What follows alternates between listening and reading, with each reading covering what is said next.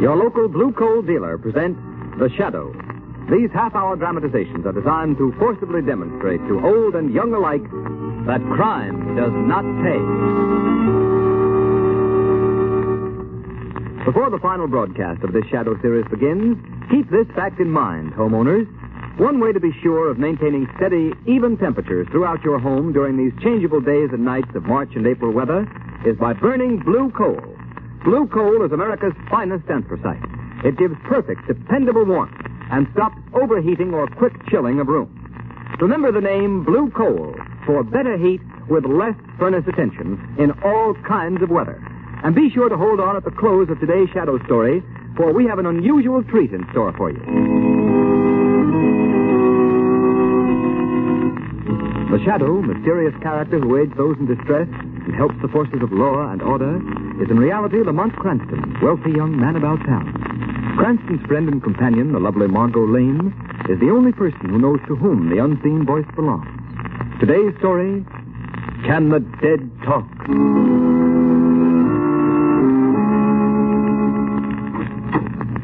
Oh, good afternoon, Miss Lane. Hello, Ames. Mr. Cranston in? Yes, Miss Lane. I want to... Hello, Margot. Hurry up, Lamont. We'll be late for Aunt Eliza's big charity benefit. She's been working on it for the last 6 months. Now, come on. Oh, all right. Get my coat, Ames, please. Yes, sir. Honestly, Lamont, you're acting like a little boy who doesn't want to go to dancing school. You'd probably enjoy it. This man Voltaire is supposed to be very good. Margot, I don't like mind readers. He isn't a mind reader. He calls himself a mentalist. Well, it means the same thing to me. Well, I understand he's fascinating. When he's not performing on the stage, he goes around exploding the myths of haunted houses and things like that. He doesn't believe in ghosts. Oh, my... Your coat, sir. My coat? Oh, yes. Thanks. Listen, Margot, I've got to be back at 6 o'clock. There's a polo match at the Armory tonight. Yes, I know. I've got a front row seat. And you needn't act like such a martyr.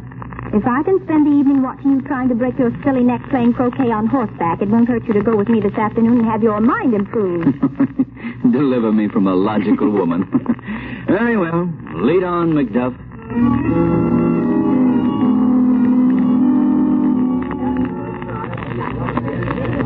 And now I will proceed with my next experiment. See, Lamont, I told you we'd be late. It started already. I'll sit back here and make this as painless as possible. Certain of you in the audience have written on the slips of paper that my assistant distributed questions you would like me to answer. Now, if you will concentrate on what you have written, I will try to get these questions by thought transference. But remember, you must concentrate. I must be in complete accord with your thoughts. I get the initials, E.K. Someone with the initials E.K. wants to know the date of her marriage. I think it was... Yes, I'm sure it was. March 24th, 1903. Is that right? Why, yes, that's right. Did you hear that, Lamont? He's marvelous, don't you think? That's an understatement. Oh, don't be so superior. Everybody, please concentrate. I cannot conduct this experiment in thought transference without sympathetic cooperation from my audience. Now I get the initials BDM. BDM wants to know the street, number, and city where he was born. The street is Walnut. The number 2124. The city, Philadelphia. Am I right? Gee, he got it. He's marvelous. How do you suppose he does it? Elementary, my dear Watson. Wait, please. Before I proceed further, I feel that in this room there is someone who is not only an unbeliever, but one who is distinctly hostile to me and what I am trying to do. There, Lamont, he must mean you. Nonsense. Probably part of it. I would like that person to attempt a little experiment with me. If he or she will think of something, some question, the answer to which is known to no one else, I will attempt to answer it correctly without the person having written the question down at all. If I can answer it correctly, it should prove to the skeptic that the transference of thought from one mind to another is completely possible. Nice trick if he can do it. You don't think it's possible, Lamont, huh? Well, I won't say it's impossible, but it's certainly highly unlikely. Well, think of something and concentrate on it and see if you can get it. I will not. In the first place, you don't know that I was the one he was referring to. Second place, even if I were, I wouldn't give him the satisfaction. You think of something that no one could possibly know but yourself. I'll bet you 100 to 1 he can't get it. Well, perhaps you're right. Quiet, please. Quiet. Someone in the audience is concentrating on the question, who is the shadow? Margot, did you think of that just then? Yes, but I don't know why. It just seemed to come into my head. I will answer that question. No, on second thought, I believe I will not give the answer after all. Unless I am very much mistaken, The shadow himself is present. And I don't believe this is just the time to remove his veil of secrecy. However, in case the shadow thinks this is merely a sham, I would like to inform him that within an hour, he will receive a cablegram from someone he never heard of. What do you suppose that means? I haven't the I faintest will now idea. proceed with the questions that have been written on the papers. Someone whose initials are LTZ wants to know the number of a license plate on his car. Oh, Lamont, let's get out of here. You can go if you like, my dear Margot. But I'm going to stay till the end. For heaven's sake, why? After the performance, I think the shadow will pay a little call on Mr. Voltan. I'm consumed with a burning desire to find out just what he knows.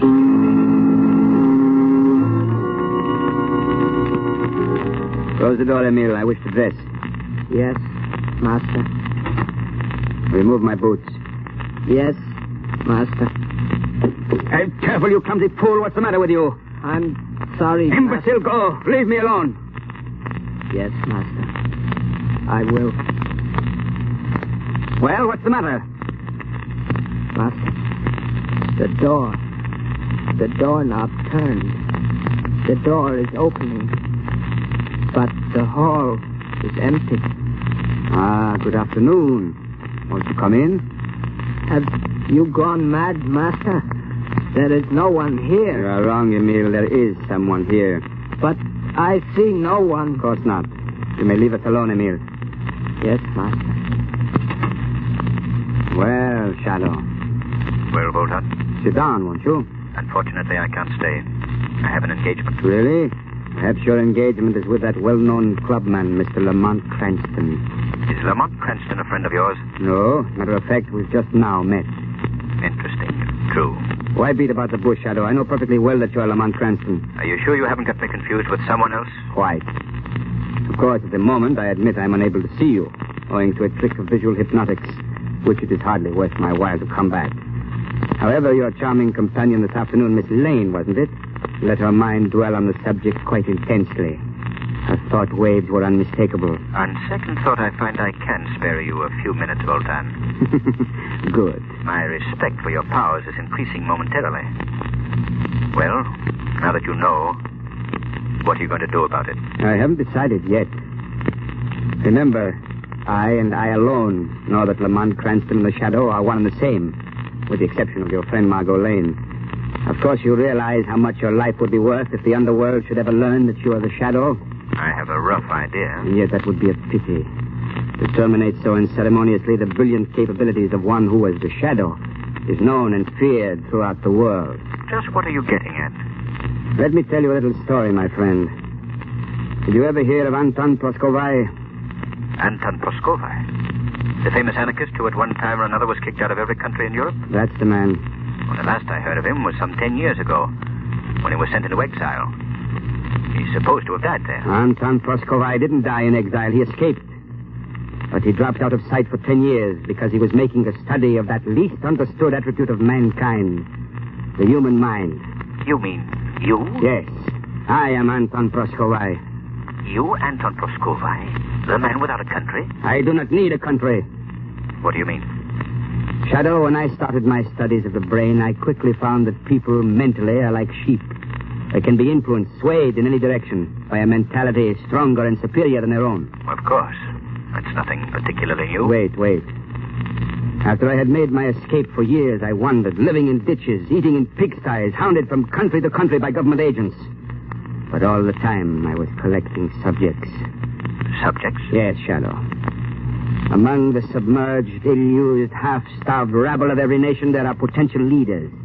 Leaders who, given the opportunity, could be the dictators of tomorrow. Go on. These men, I know. I know them so intimately that from wherever I am, I can control their minds. You saw Emile, my servant. He is completely subjugated to my will. But that's hypnotism. Relatively simple. Not at all. It is not hypnotism. Although I dominate Emile's mind whenever I wish, to all appearances, he is a normal human being. He can be released only if I feel fear. And I am never afraid. Only if you feel fear. I put the idea of the Shadow's identity in Miss Lane's mind this afternoon, after which she unknowingly, yet obligingly answered it mentally. Come in. Excuse me, master. I have a cablegram here. It is addressed to someone called the Shadow in your care. Yes. I will take it and see that it's delivered.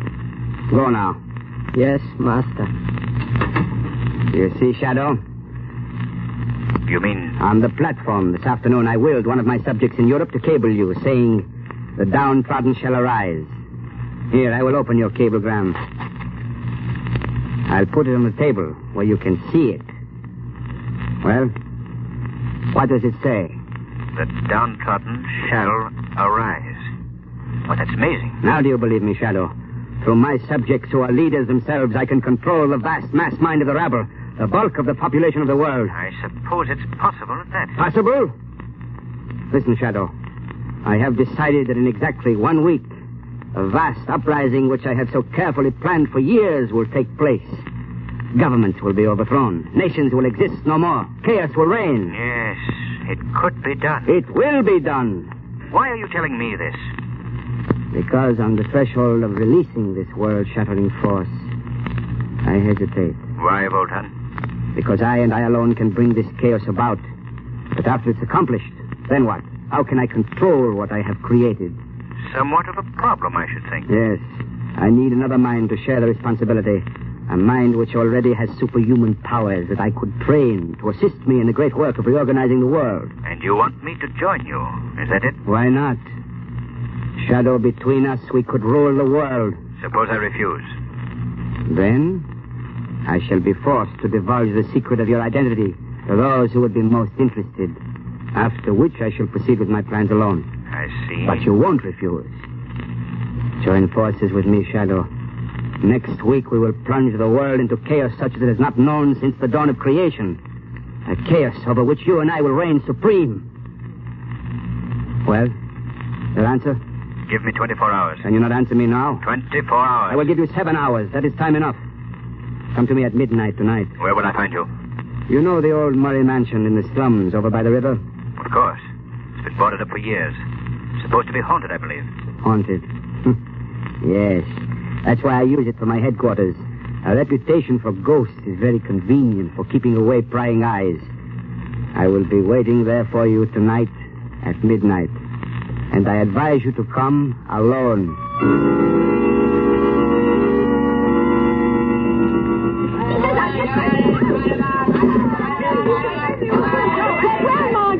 Lamont is really distinguishing himself tonight. I never thought that's right. I wish he wouldn't take such chances. He's not taking any more chances than we are, sitting down here in the front row. He puts it pretty close at these indoor polo matches. Close? Honestly, Margot, any minute I expect to look up and find a horse sitting in my lap. There goes Lamont again. He's got the ball. No, the backman is riding him off.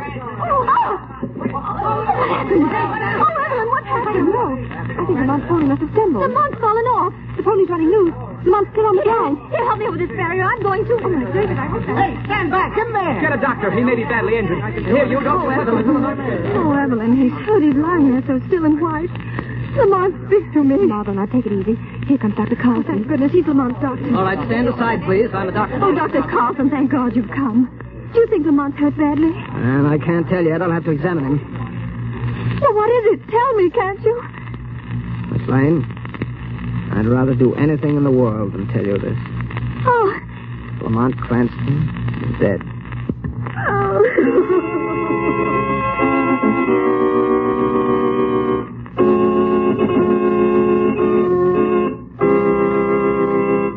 Act 2 of today's story commences in just a moment. But first, here's advice homeowners everywhere will certainly profit by following. Your nearest blue coal dealer has a real bargain for you. It's the John Barclay Summer Conditioning Service, a thorough cleaning and checkup job that'll put your heating plant in perfect shape for next fall and save you money on your fuel bills. This summer conditioning service includes cleaning all inside and outside surfaces, cleaning and reassembling the smoke pipe, and sealing all openings at joints where the pipe joins the chimney.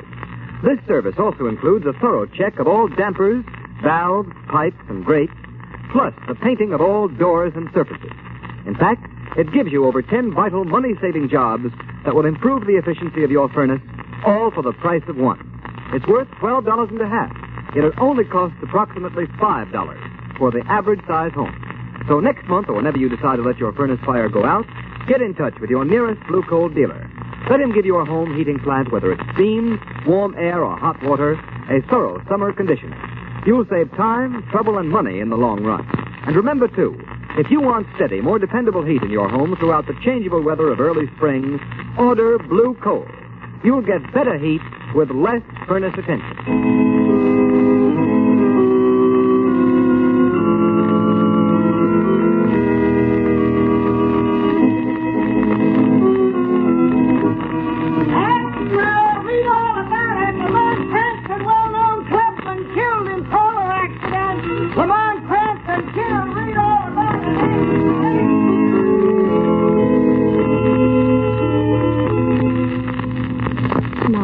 Everybody's gone. Don't you think you better go home yourself and rest? Rest? How can I rest? Oh, Evelyn, I can't believe it. I can't believe it, Lamont. It's really gone. No. I know, dear. Now, come on, Margot. I'll take you home. Oh, but... Oh, there's somebody in the hall. Evelyn, don't let them come in here. I can't face any more people. It probably ain't. Come here, Margot, in this alcove. Nobody will notice you. I'm afraid I can't stand much. Just wait, sir. Mr. Cranston's death was a terrible shock to me. Are you an old friend of Mr. Cranston, sir? I don't seem to remember. Well, not exactly an old friend, but considering the length of our acquaintance, a fairly intimate one. Yes, sir. If you'll just step in here, sir, you may view that... Evelyn, that man. Who was it? No one I ever saw before. His name's Voltaire. He's a mind reader. He gave a performance this afternoon at Aunt Eliza's charity benefit. Rather strange looking. But you know, Lamont did have some weird friends. But he wasn't a friend of Lamont. I mean, I don't think he was. I wonder just... Very sad to see a man cut down in his prime. I beg your pardon. Miss Lane, isn't it? Why, yes. I thought so. May I tender my sympathy, Miss Lane? Thank you. I know how you must feel. Great pity. Anson had a future. Possibly a greater future than even you suspect. Well, what's done is done. I must be going now. I beg pardon, sir. I can find my way out. Oh, now, Margot, darling. Won't you please let me take you home? Ames will take care of everything here, won't you, Ames? Yes, miss. I'll get your things. Oh, all right, Evelyn. I suppose there's nothing more I can do tonight. I'll go. Good. And I'm going with you, just to be sure you get there.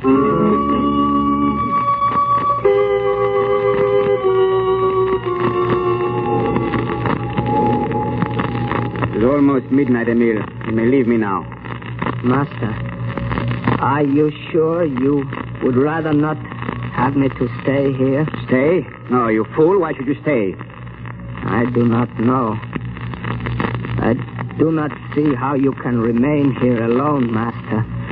Night after night. There is something about this old ruined house. It is evil. Nonsense. What's evil about it? In the neighborhood, they say it is haunted. They say the ghost... Talk. That is all. There's no such thing as a ghost. To a trained mind, a ghost is an impossibility. Therefore, it does not exist. You understand? Yes, Master. I shall be quite all right. What's that? Just a loose shutter in the wind. Master is worried? I have never seen you so before. I've had rather an upsetting occurrence tonight.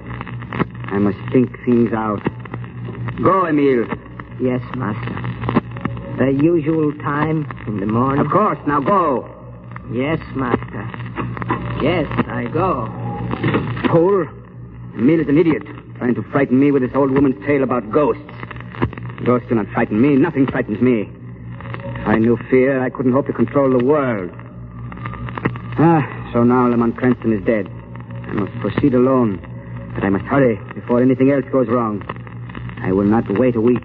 Tomorrow I shall call upon my subjects to arise and kill. Tomorrow. It's a pity the shadow is gone. He would have enjoyed it. I could have taught him so many things. What a magnificent conception. The shadow.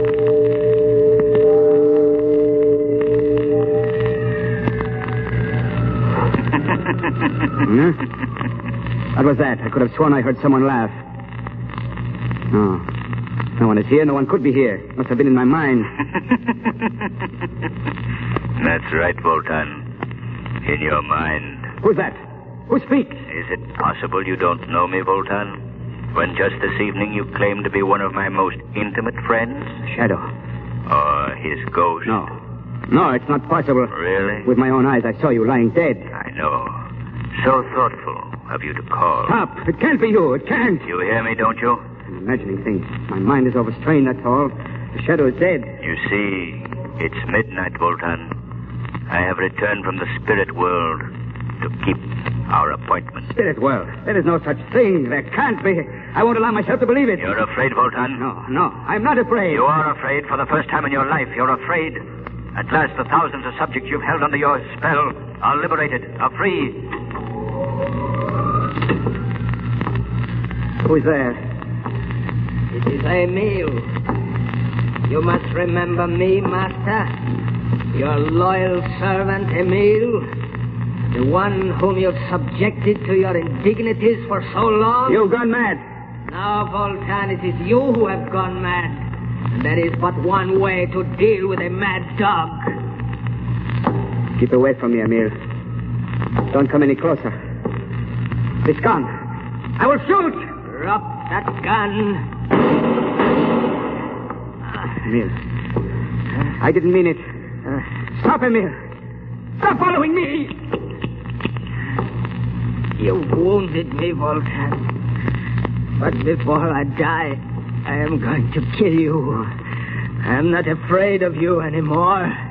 You are afraid of me. No, don't touch me. Don't you... There. He's dead.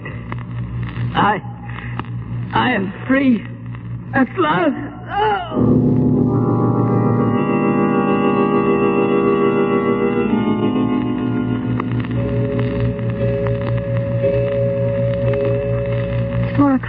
It'll be dawn soon, Margot. I'm all right now, Evelyn. Why don't you go home yourself? You don't need to stay with me anymore. Well, if you're sure you're all right. Oh, of course I'm all right. I'll take a sedative and go to bed. Good, and get some rest. I could use some rest myself. Oh, you could. Well, if you want anything, don't hesitate to call me, Margot. If I don't hear from you, I'll drop over in the afternoon. All right, and thanks, Evelyn, for sticking by me. You've been a great help. Oh, nonsense. Get some sleep, dear. I thought she'd never go. Oh, Margot. Don't you know me?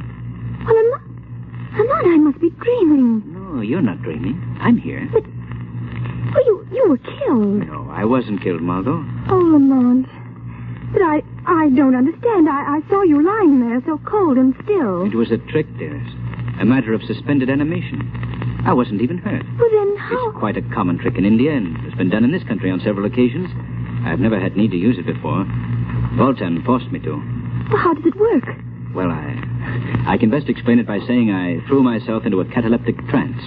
My heart stopped. Everything stopped for a short time.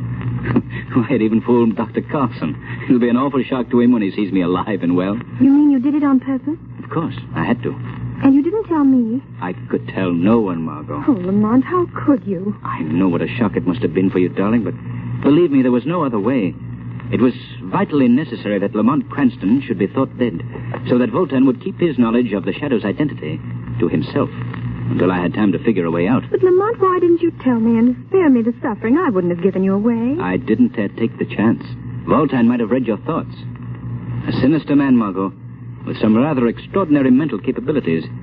Would it surprise you to know that he had perfected plans for a world revolt? He had? You mean he... Yes. Voltan is dead. As the ghost of the Shadow, I faced him tonight in a haunted house. When he thought his mental powers were going back on him, he shot his servant, who very conveniently strangled Voltan before he died, too. How terrible. Oh, I don't think so, Margot. There's quite enough unrest among nations today without the machinations of an insane mental genius. Yes, I think the world will be a great deal better off without Mr. Voltan. It's a pity that others with a like capacity for stirring up trouble can't meet the same fate.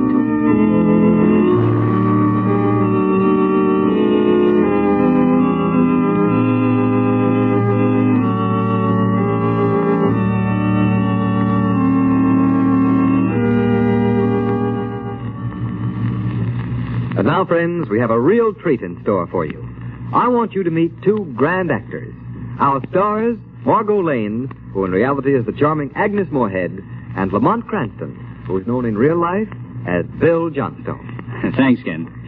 Well, Margot, I should say Agnes, I know you'll agree with me that it's been a great privilege for you and me to have played the roles of Margot Lane and the Shadow for the past 6 months. Yes, it has, Bill, and it's been a lot of fun besides.